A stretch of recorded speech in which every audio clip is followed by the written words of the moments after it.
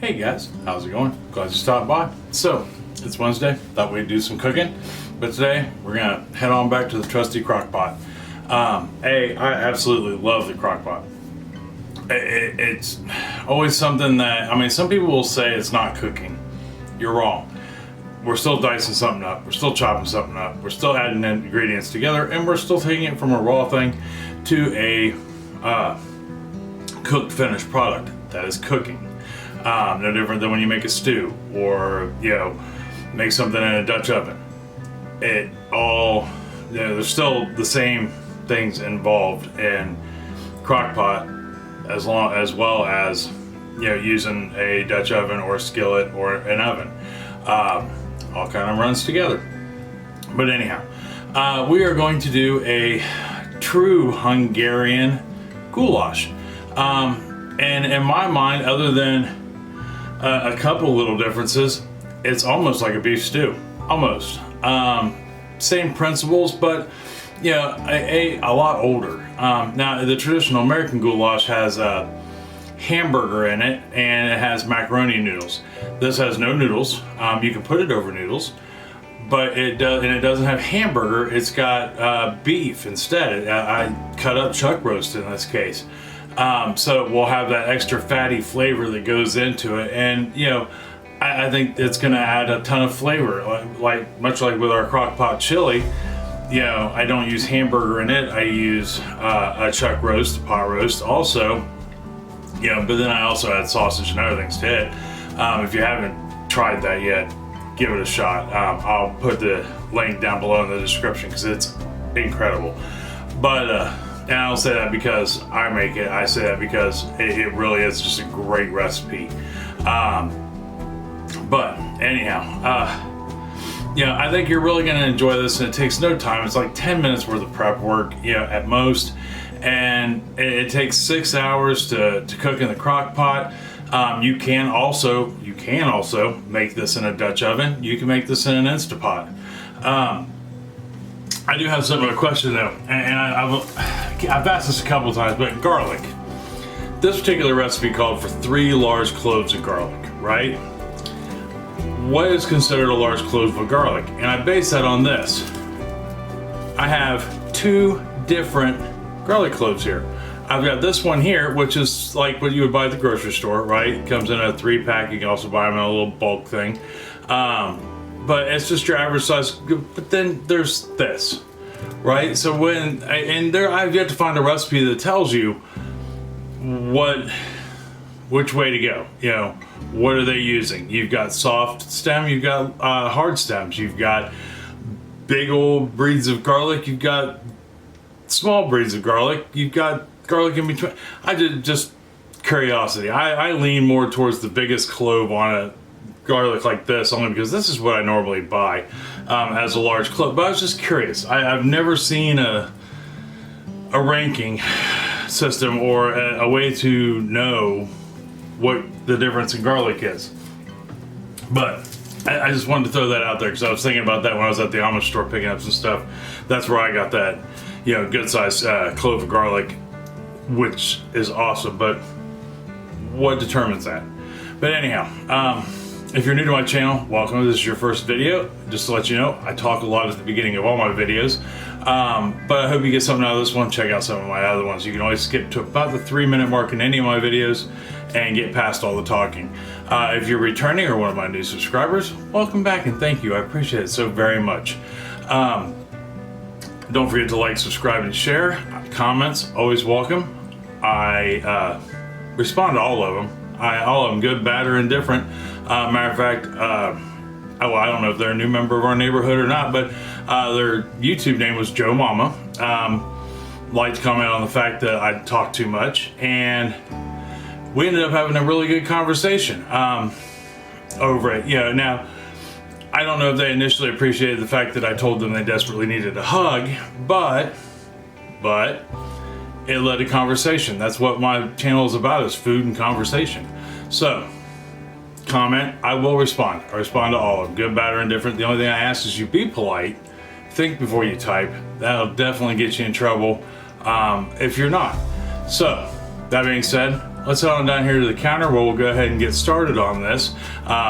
Quick note, I will give you all your measurements in cups, tablespoons, teaspoons, along with grams, milliliters, and kilograms if necessary. So let's head on down here to the counter and see what kind of trouble we can get into. Hold on for me 1 second. All right, so things we will need to get started. Not much of anything other than a crock pot, but we will need a pan. And this is optional, but I want to sear the meat before we put it in the crock pot. So I've got my cast iron pan right here. You can just use a regular pan, and a bowl to put my meat in. But I have got 3 pounds, 1.38 kilograms of chuck roast in here, and I've just got it cut into about 1-inch pieces. You know, nothing fancy, you know, but the bigger they cut, the longer they take. And to this, I've got my cast iron heating up. If you use cast iron, you probably already know this, it takes a little longer for your cast iron to heat up than it does, say, like a regular non-stick pan. So I've got it warming up already, but I've got a half a teaspoon, 2 grams of kosher salt, and this is simply salt to taste. You know, I always start out with a half a teaspoon of salt and a half a teaspoon of pepper. Anytime it says salt or pepper to taste, that way I can always add to it. A half a teaspoon, I feel, with most recipes brings out flavors of other things without being overbearing on either category. And I've got 1/2 a teaspoon, 2 grams of coarse ground black pepper. You can also use fresh black pepper. And I'm gonna go ahead and give this a stir. That way this can sit for a minute and the salt can work on that meat a little bit on tenderizing it, because you know our end game is to get this meat to where it's basically fork tender, almost ready to just fall apart. Yeah, so we'll let this sit. We're gonna let that heat up, and then we can move on to our next step. All right, so pan is warming up. I'm gonna go ahead. I've got 2 teaspoons, 8 grams of vegetable oil that I'm just gonna put in here, and I'm gonna let this warm up, and it won't take long because my pan's already hot. Now, how I determine if my pan is hot enough or not, I'll put my hand right here, and if I can't hold it there and count to 5, then I know it's not quite warmed up enough. But now that I've got my oil in there, I can see it starting to dance and play around a little bit, starting to smoke. Plus, before I added the oil in there, I was getting wisps of smoke coming on there. So, what do we do now? Now I'm going to start taking my meat. I am going to put it in the pan, just like such, but I'm not going to overcrowd it by any means. And then I am going to sear all 4 sides, or cook, just lightly cook all 4 sides to get that flavor. And as I cook each batch, I'll just go ahead and put it in the crock pot, right?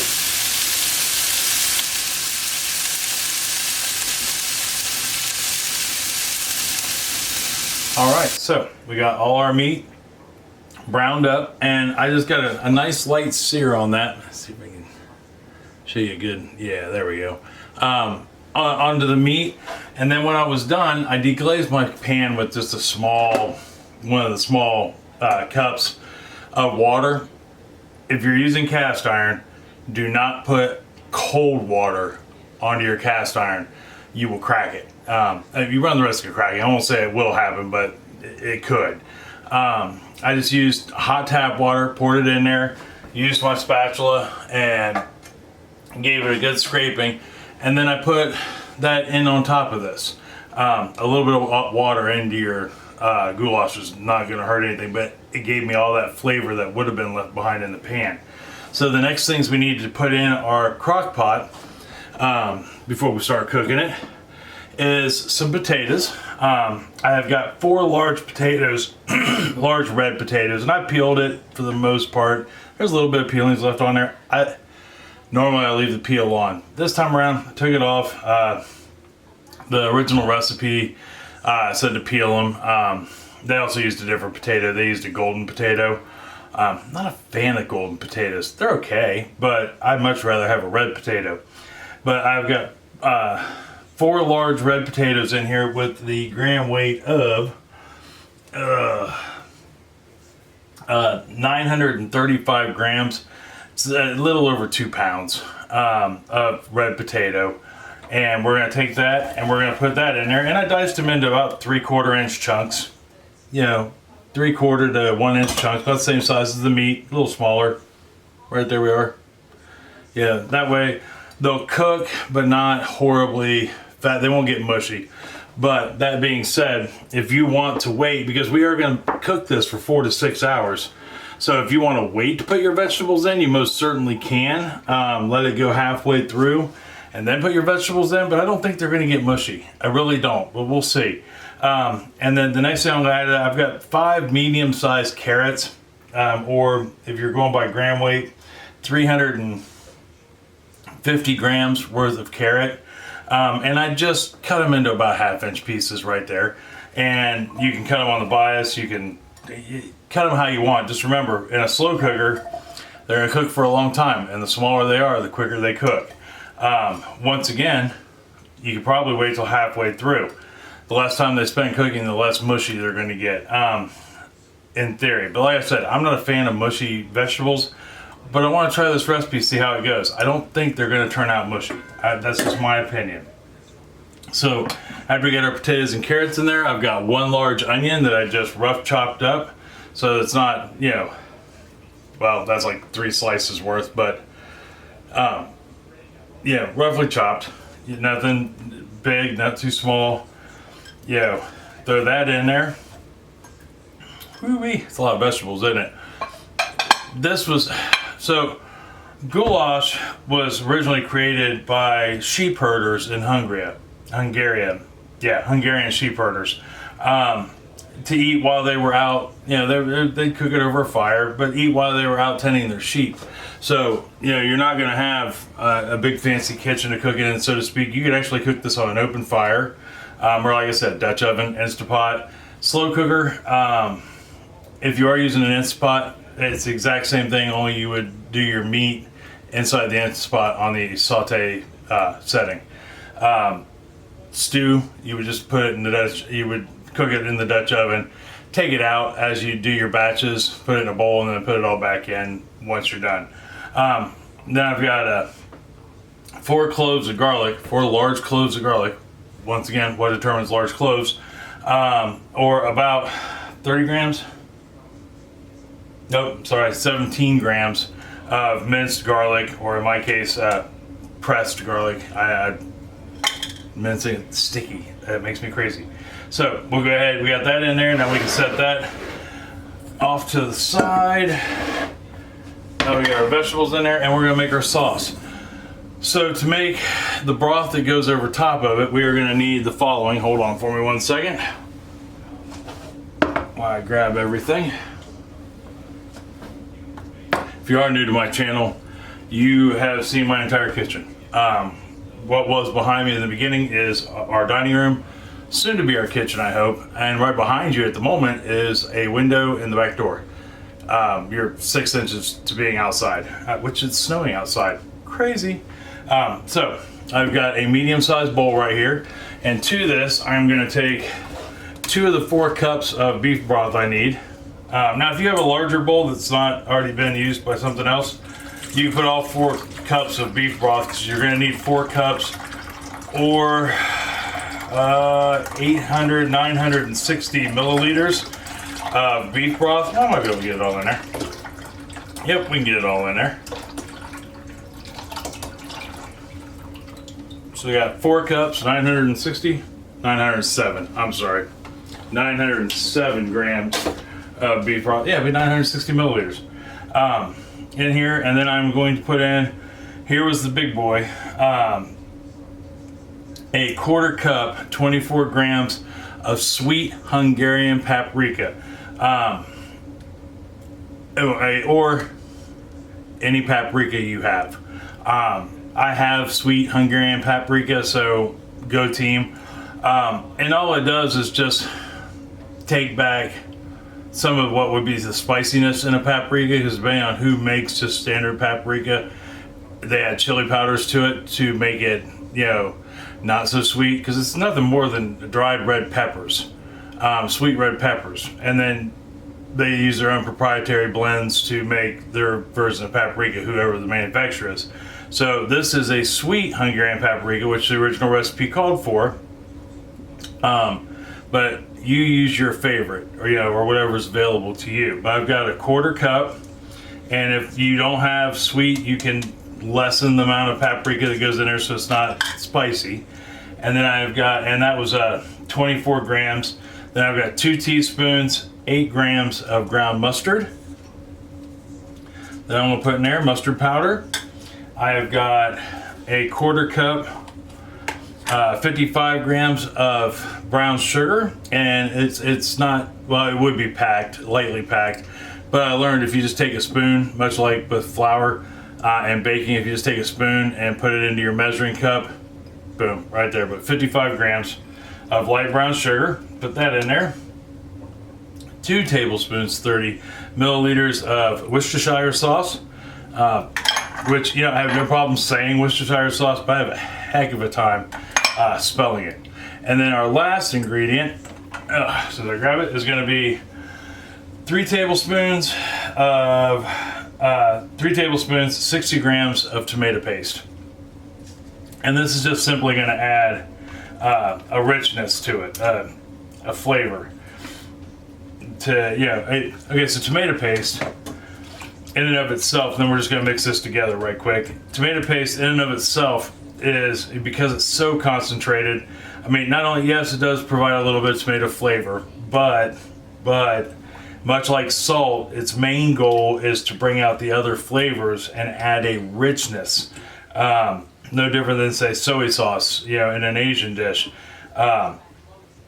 It acts as almost like a part of a umami and brings out the richness and flavor of whatever else it is you're cooking. Where, and salt kind of does the same thing. Salt brings out the flavor, and it allows everything to shine a little, but this brings out the richness, hands down. So now we're going to stir this up. Sorry. We got this stirred up. Excuse me. And we're going to go ahead and get this on over top of what we've already got in here, right?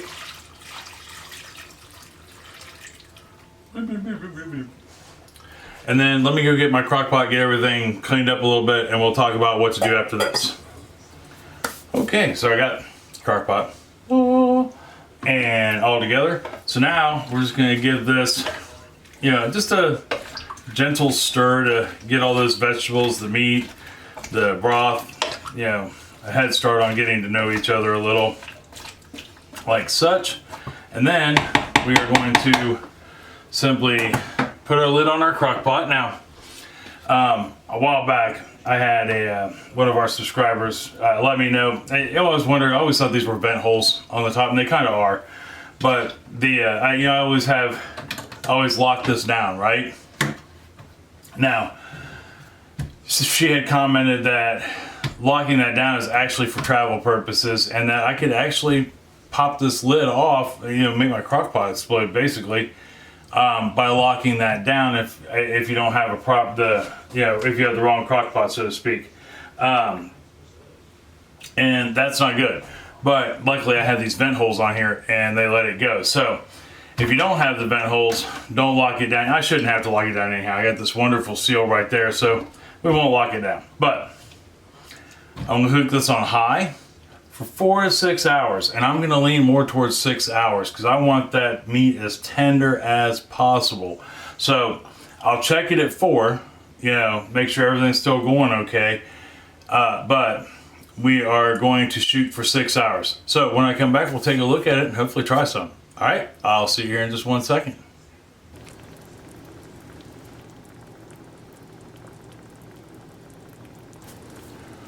All right, guys. So we've been 6 hours on our goulash. Sorry, I had a tickle in the back of my throat. I just got done checking for salt and pepper, and I did add about a 1/4 teaspoon more salt to it. So after I get that done and we check for salt and pepper, the next thing I'm going to do is I'm going to take my fork. I don't know if you can see it there or not. I'll bring it over to you a little closer maybe. And I'm just gonna make sure we're done fork tender, right? So I should be able to take that apart, easily stick my fork through it, just like such. Yeah, which I could. I mean, well, bad example, I just dropped it. But you should be able to pull it apart, is what I was trying to get at. And you can. That bad boy is, I mean, it's blazing hot, but it also, I mean, just like a good pot roast would, it just falls apart, which is what you're looking for, or at least I'm looking for. So now we got all that covered. We let it sit for about 10 minutes, right? Yeah, after it turned off, I just let it sit here. Yeah, that way it can calm down and not completely melt our face, because I have yet to let anything from a crock pot sit for like 10 minutes and it not at least partially melt my face, but that's all right. So all we have to do now is go ahead and service some. Put that in there. And there we are with that. You can see that or not. Tell you, the lighting in this kitchen, I've got to work on some, like, not necessarily studio lighting, but at the same time studio lighting. So let me go get one of the garnishes I want to use with this, and then we'll try some. All right, hold on for me 1 second. All right, got that garnish. I just went and I got some parsley, instead chopped up right in there, to just sprinkle on top of it. And I am going to grab my oven glove, because like I said, man, I tell you, just nothing is hotter than a crock pot dish, no matter what you do. But I do want to try these carrots, the potatoes, get a little bit of meat on there. I want to see how mushy these got. As they sat in there for 6 hours. Now, truth be told, I instead of letting it go on high for all 6 hours, I let it go on high for 4, and then I kicked it down to low for the last 2. That way, yeah, I just felt like, for some reason, I felt like it was going to overcook it. And I could have been completely wrong, but I know if the meat's fork tender, then the potatoes and carrots are at least done. I just want to see how done. So let's give this a try and see what happens.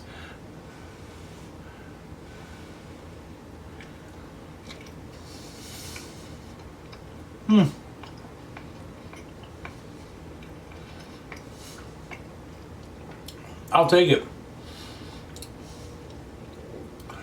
They're not quite as crunchy as I would like them, but they're not mushy. You know, and I was really worried they would be mushy. You know, they're good. I like them. I would like to try it just one time, putting them in halfway through, see what happens. But that's good. That is really good. The paprika obviously dominates. You can get a little bit of the sweetness of the brown sugar, but not much. You know, it's just kind of good flavor. It tastes Hungarian. I mean, if that makes any sense at all, it tastes Hungarian. It tastes like the name implies. And the beef is tender. You know, the carrots and the potatoes are in good shape. You know, not horribly. They're not mushy. You know, like I said, they don't have that center crunch that I like. And if that's the case, next time I'll just put it in on about halfway through. Yeah, so we'll do it 6 hours. I'll throw the potatoes and carrots in last. Onions, they don't bother me a bit. They can disappear. I just really want that flavor. But carrots and potatoes, all in all, this is solid. I mean, solid as a rock. Great meal. Yeah. That meat has absorbed all the flavor of that juice. Woo. Anyhow. Wow, that broth is really good. Give this one a try. I guarantee you'll like it. I don't think I would really change much of a thing. Other than, like I said, maybe not cook it 6 hours, or put the potatoes and carrots in a little later in the game, so to speak. But that is, that's good. So let me know if you do. Let me know if you do give this a try. Like I said, you won't be disappointed. Or if you have one that you make that's similar to this, or you do little things a little different. Yeah, that'd be awesome to hear about, hands down. Yeah, just let me know down in the comments below, or Facebook group, Mr. Smith's Kitchen. I try to get on there at least 2 or 3 times a week. I've been really good about it as of late. Sometimes I do get sidetracked with social media. Just not something that I don't think I'll ever get used to, even after years of having it. But either way, let me know. Comments down below is probably the best. tomorrow for dessert, I'm not real sure. We got a couple ideas swimming around over the next 3 weeks, and I know I've said over the last couple weeks I want to do the date nut log that my great aunt used to make, but I think I'm honestly going to save that for what will end up being the day after Christmas. It's either going to be the day after Christmas or the week before, the Thursday before Christmas on the 19th. I haven't decided which. I got asked to do a rice pudding video. I love rice pudding. So I think we're going to do one of those. And I had a third one that has just slipped my mind that I can't remember what it was, but I had a third idea also. So it'll be one of those three, either the one I can't remember, rice pudding, or bread pudding, a real bread pudding. Last year I did a stovetop version somebody had asked me about. This year we're going to do an actual bread pudding in the oven. We'll do a rice pudding, and we're going to do a date nut log. Those are very holiday dish.